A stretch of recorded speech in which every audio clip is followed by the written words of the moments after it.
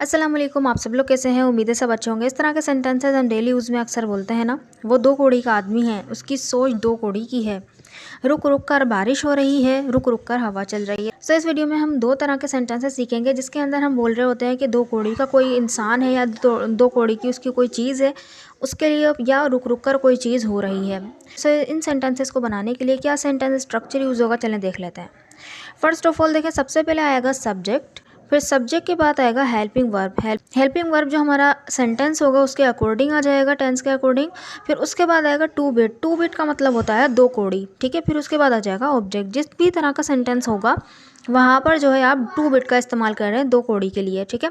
So sentence is वो 2 कौड़ी का आदमी है, वो 2 कौड़ी का आदमी है। यहाँ पर हम एक सिर्फ बता रहे हैं, एक स्टेटमेंट दे रहे हैं, तो ये प्रेजेंट सिंपल में बनेगा जिसके हेल्पिंग वर्ब होते हैं इज एम आर। सब्जेक्ट के बाद इज एम आर आता है ना यहाँ पे, क्योंकि वो है, वो और आदमी है तो ही के साथ आता है इज, ठीक है। ही क्योंकि थर्ड पर्सन सिंगुलर है, बोलेंगे he is a 2 bit man. He is a 2 bit man. Next sentence है इसकी सोच 2 कौड़ी की है। देखिए यहाँ पर जो है उसकी सोच है, तो उसकी सोच के बारे में बता रहे हैं, यानी उसके पास जो वो सोच है वो 2 कौड़ी की है। तो यहाँ पे हैज़ का यूज़ होगा, है ना। तो यहाँ पे क्योंकि थर्ड पर्सन सिंगुलर है उसके साथ हम हैज़ लगाएंगे, बोलेंगे she has a 2 bit thinking. She has a 2 bit thinking, यानी उसकी सोच 2 कौड़ी की है। नेक्स्ट सेंटेंस, वो 2 कौड़ी का डॉक्टर है। वो 2 कौड़ी का डॉक्टर है, यहाँ पे भी एक स्टेटमेंट बता रहे हैं, तो हम बोलेंगे he is a 2 bit doctor. He is a 2 bit doctor. तो 2 बिट को जो है हमने फिक्स कर देना है एक नाउन से पहले, यानी कि ये एक समझ लें कि एक एडजेक्टिव का काम करेगा, ठीक है। 2 बिट डॉक्टर यानी डॉक्टर की खुसूसियत बता रहा है ना कि वो 2 कौड़ी का है, तो ये ठीक है। नेक्स्ट सेंटेंस, उस 2 कौड़ी के इंसान से मैं नहीं मिलना चाहता।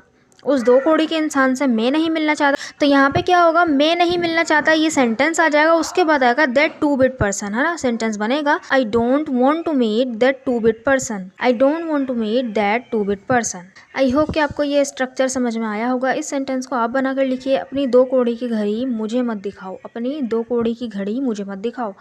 अब हम नेक्स्ट स्ट्रक्चर की तरफ बढ़ते हैं। रुक रुक कर काम करना, रुक रुक कर हवा चलना, रुक रुक कर बारिश हो रही है, तो उसके लिए हम क्या सेंटेंस स्ट्रक्चर यूज़ करेंगे, चलें देखते हैं। सबसे पहले आएगा हमारा सेंटेंस, जो भी सेंटेंस होगा वो आ जाएगा। उसके बाद आएगा इंटरमिटेंटली। ये हमारा एक एडवर्ब है जिसका मतलब होता है रुक रुक कर कोई काम होना, ठीक है।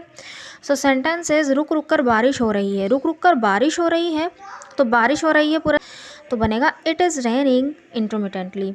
इट इज़ का contraction it's raining intermittently. Next sentence, रुक रुक कर हवा चल रही है, तो यहाँ पे क्योंकि हवा सब्जेक्ट है तो हम बोलेंगे the wind is blowing intermittently. The wind is blowing intermittently, okay. Next sentence is आप रुक रुक कर दौड़ रहे हैं। आप रुक रुक कर दौड़ रहे हैं, ये भी क्या है, प्रेजेंट कंटिन्यूस का टेंस से बनेगा। You are running intermittently. You are running intermittently.